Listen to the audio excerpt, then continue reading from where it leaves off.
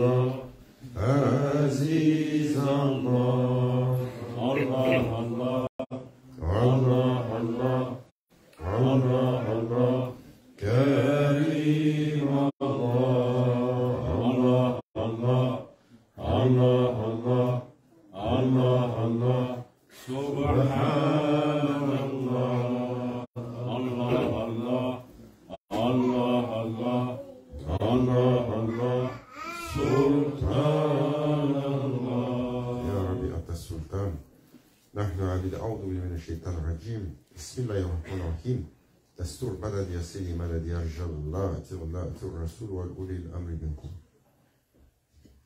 مدد يا سيدي مدد يا رجال الله سلطان الأولياء مدد يا صاحب الإمداد مدد الحق louange au Seigneur des mondes qui nous a accordé le privilège et l'honneur de partager quelques moments ensemble dans le zikr et la madih, la louange pour le prophète sallallahu alayhi wa sallam. Le croyant, Allah Azza wa Jal, il le décrit comme quelqu'un de ferme sur sa foi, de constant sur son effort, de déterminé, mais quelqu'un de facile.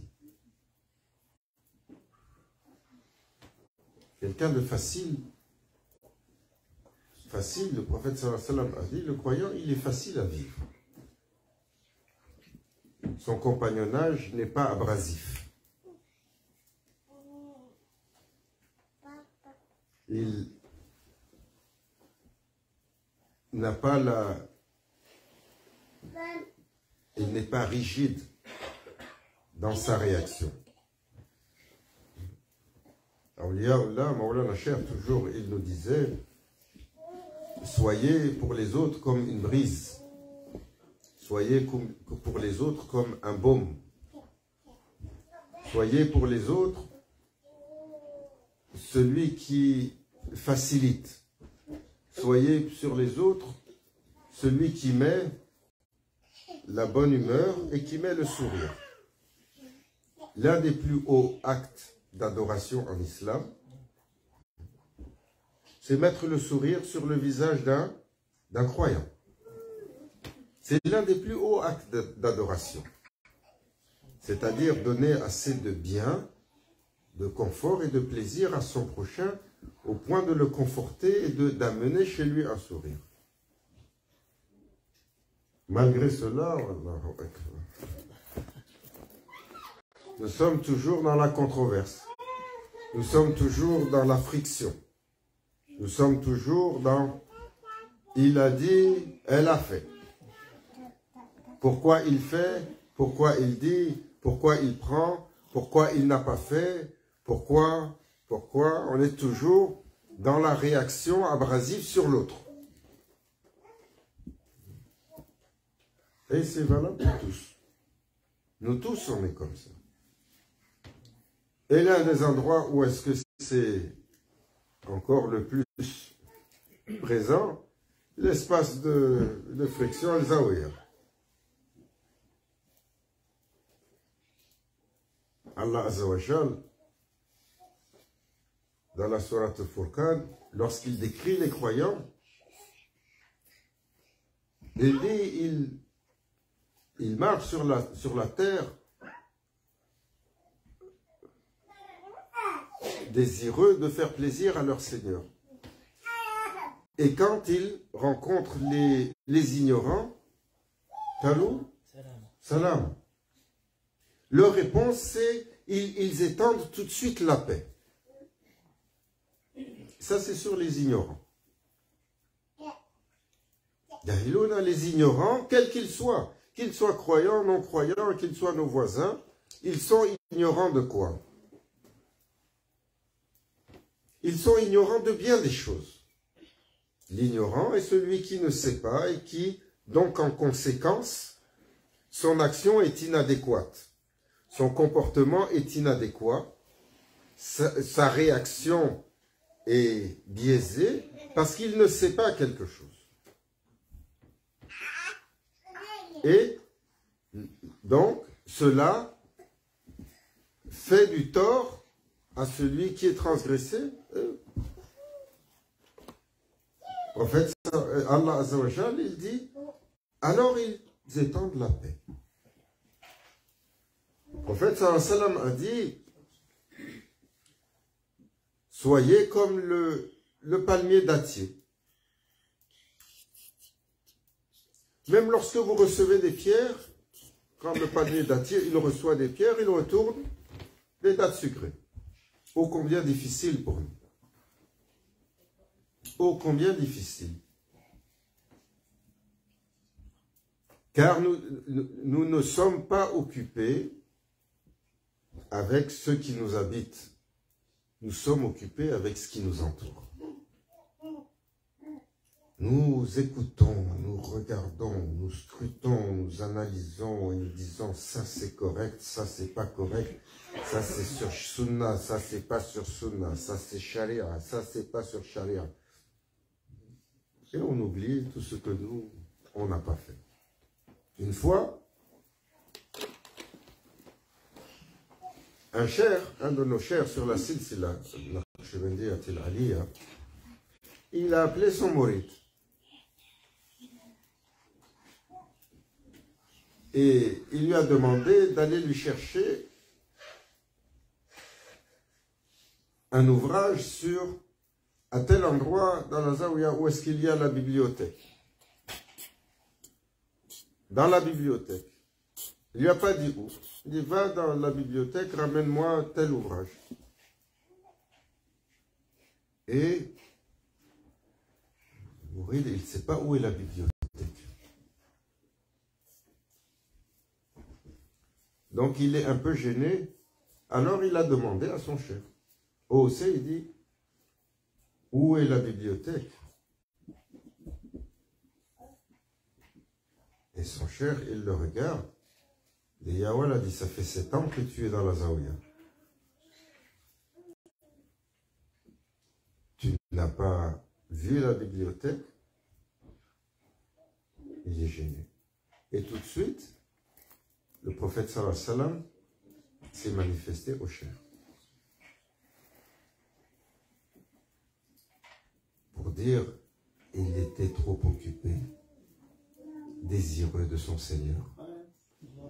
Cette année, il n'a pas vu la bibliothèque qui était dans le coin de la Zawiya. Tellement il est occupé avec les travers qu'il y a à l'intérieur de lui. Là, c'est Maulana Cheikh Hicham qui nous racontait cette histoire. Pour nous dire à quel point nous sommes occupés à regarder tout, à scruter tout, à commenter sur tout, à donner notre avis sur tout, à penser que c'est mieux comme ça ou c'est mieux ainsi. Ce que nous oublions le plus important. L'œuvre colossale, l'œuvre titanesque, l'œuvre primordiale, Jihad al-Akbar, Jihad al-Nafs. L'effort le plus titanesque que l'on aura à mener, il est contre un ennemi qui est couché à l'intérieur de nous, qui est bien vivant, qui est bien grand. Dans le Nacher, il disait la bête a 70 000 têtes. Cheikh Nazim, quand il décrit un Nafs al-Amara Bissou, il dit comme une bête qui a 70 000 têtes.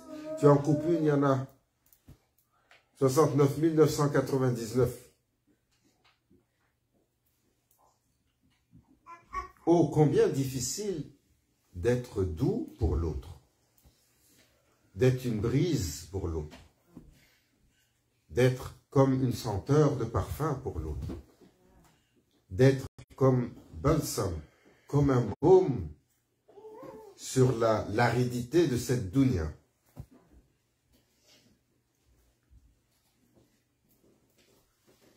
Nous sommes toujours sur la note négative.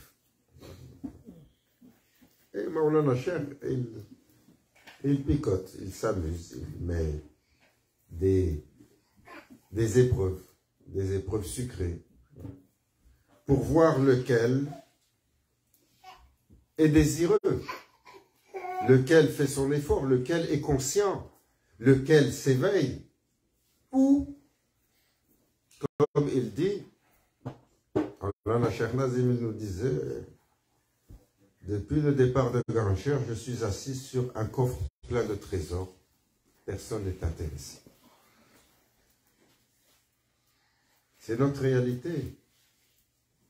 Qu'est-ce qui nous préoccupe? Les tomates, les patates, les oignons, la paille, pour les plus ânes parmi nous. Tomates et oignons, on peut frire ça, on peut manger ça. Hein, les bêtes, ça mange la paille encore. Maman Cheikh, il se moquait souvent.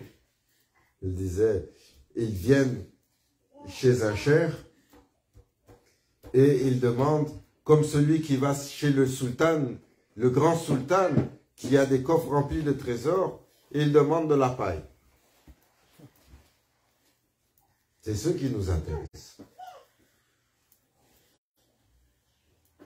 Mais celui qui est véritablement intéressé à s'effacer, comme il disait Maulana Cheikh Nazim, si vous cherchez les makamat, si vous cherchez les galons, si vous cherchez les stations, si vous cherchez les accomplissements, si vous cherchez les grands honneurs, c'est pas la place où aller. Il décrivait quand il est assis dans la derga. Il disait ici, c'est une place où vous devez donner. C'est une place où vous n'êtes pas venu pour gagner quoi que ce soit. Ni station, ni vision. Ça, vous pouvez avoir ça chez les fakirs. Vous pouvez avoir ça chez des illusionnistes. Vous pouvez avoir ça chez des gourous. Ici, il nous disait, c'est la place où vous êtes venu pour perdre. Perdre quoi? Votre moi. Vous devez déposer votre moi. Alors, quand on rentrait à la derga, ils avaient écrit en grand,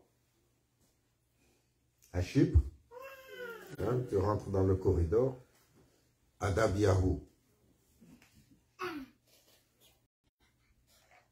Adab Yahoo,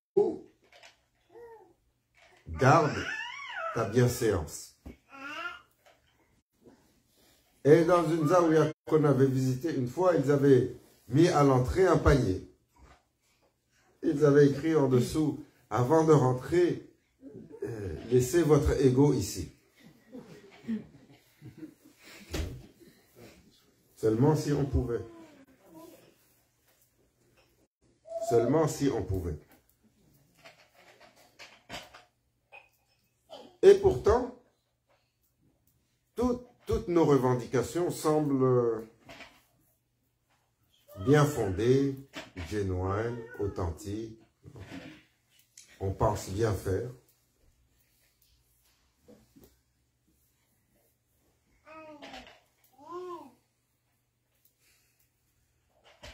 Subhanallah. Quelle difficulté. Le croyant, il a une douceur. Il a une douceur fondamentale. Et cette douceur, elle émane de lui. Et même les créatures féroces, lorsqu'ils s'approchent, ils sont attendris. Comme ça qu'on décrit chez les Aouliya. Une fois,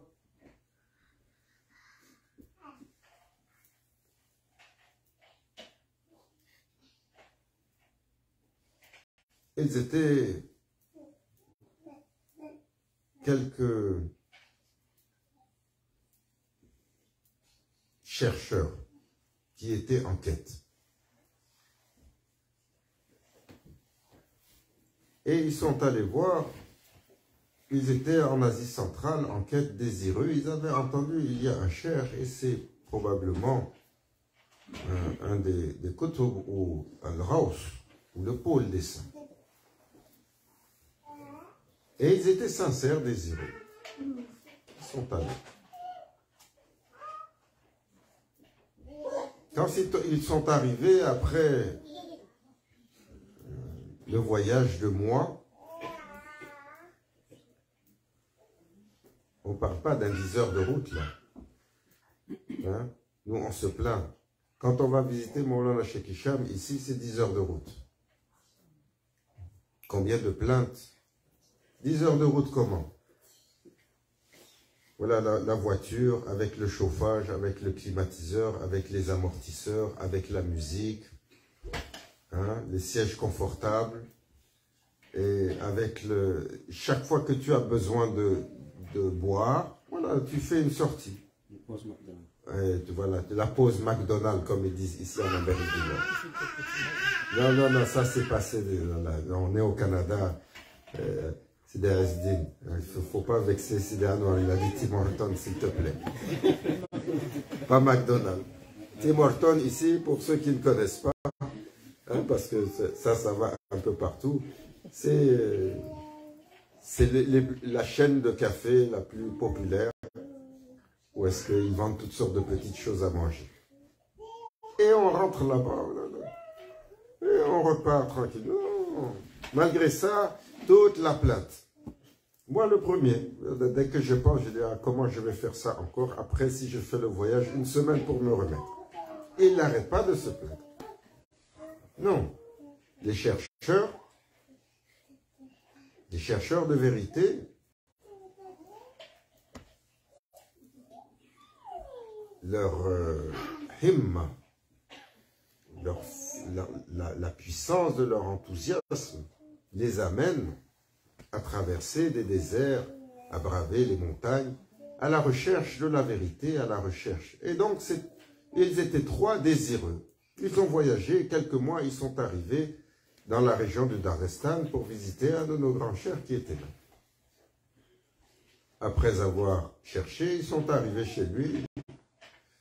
Salam alaikum, on est venu pour voir le cher.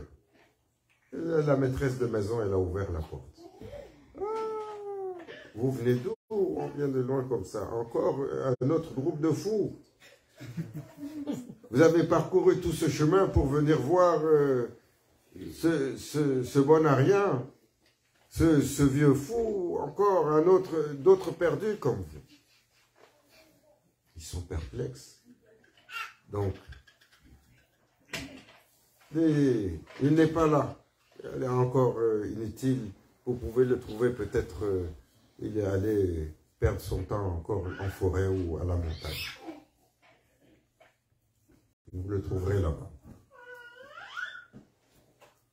Là, ils quittent, ils sont tous perplexes. On parle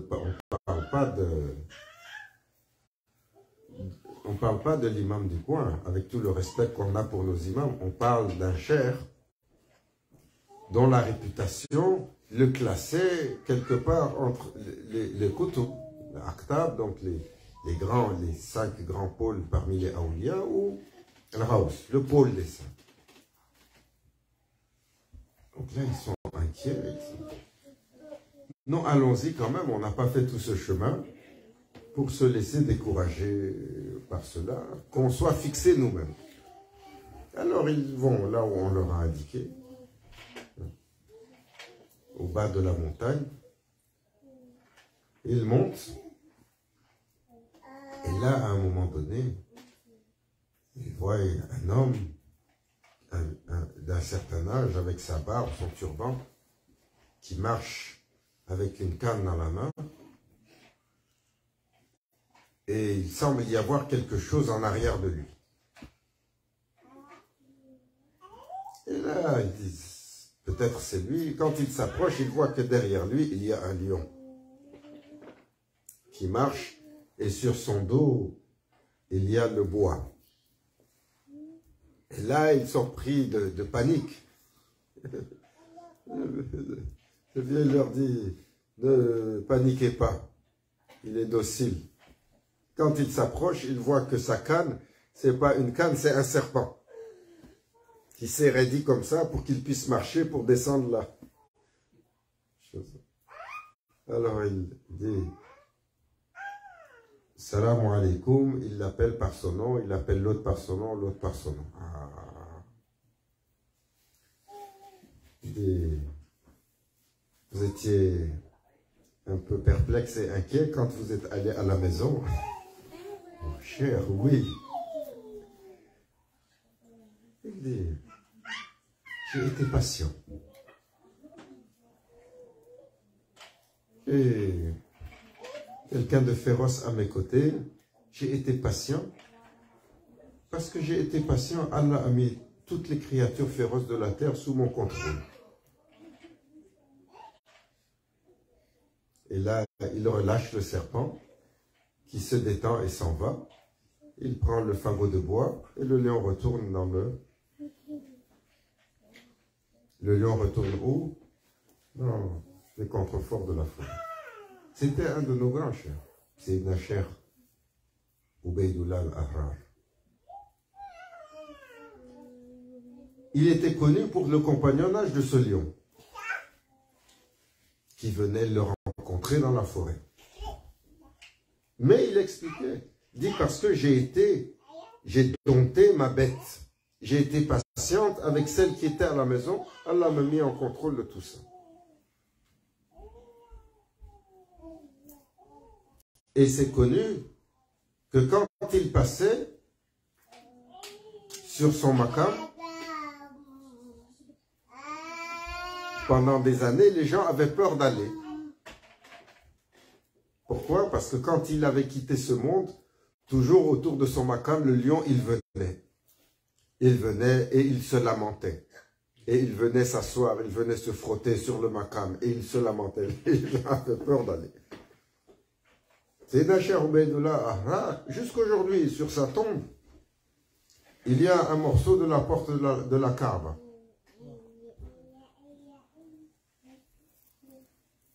On dit que la Kaaba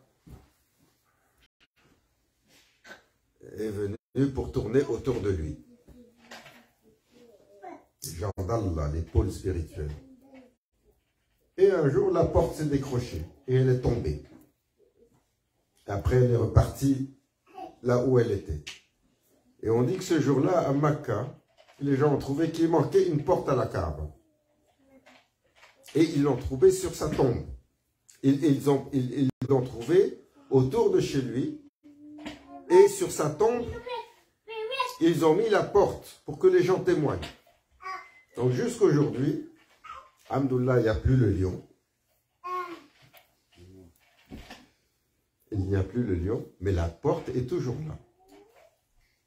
Elle est toujours là en témoignage. Ses disciples avaient mis la porte pour que tout le monde sache. Les gens d'Allah. Qu'Allah Azzawajal nous mette, nous éveille.